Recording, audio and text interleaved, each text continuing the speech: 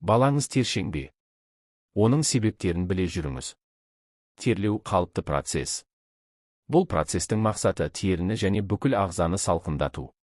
Температура денеде орналасқан 2-4 миллион эккринді тер бездері арқылы реттеледі. Олар адам дүниеге келген алғашқы күннен бастап жұмыс істейді. Бұл бездердің ең көп мөлшері табан, алақан, бет, маңдай және қолтықта болады. Тер бездері іске қосылу үшін жүйке ұштарынан келетін нақты импульс керек. Оған мына факторлар әсер етеді. Мидан ағза қызып кетті деген белгінің келуі.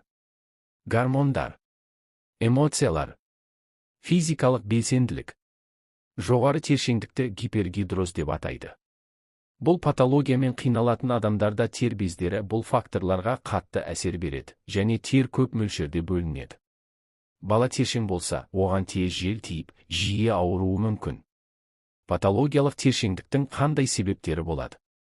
Бала тершеңдігінің ең жиі кездесетін себебі ағзаға дәрумені, кальций және темірдің жетіспеушілігі.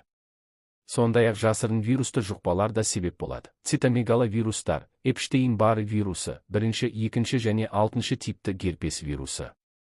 Тершеңдіктің тағы бір себебі қалқанша без проблемасы.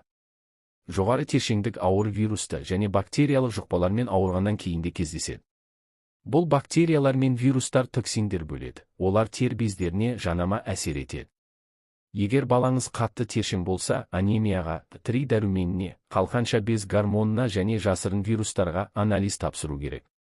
Олардың нәтижелерін педиатр және эндокринологқа көрсетіп қажет ем алу керек. Видео ұнаса арнама тіркеліп, өз пікіріңізді білдіре кетіңіз. Сіздің ойыңыз біз үшін өте маңызды. Рахмет.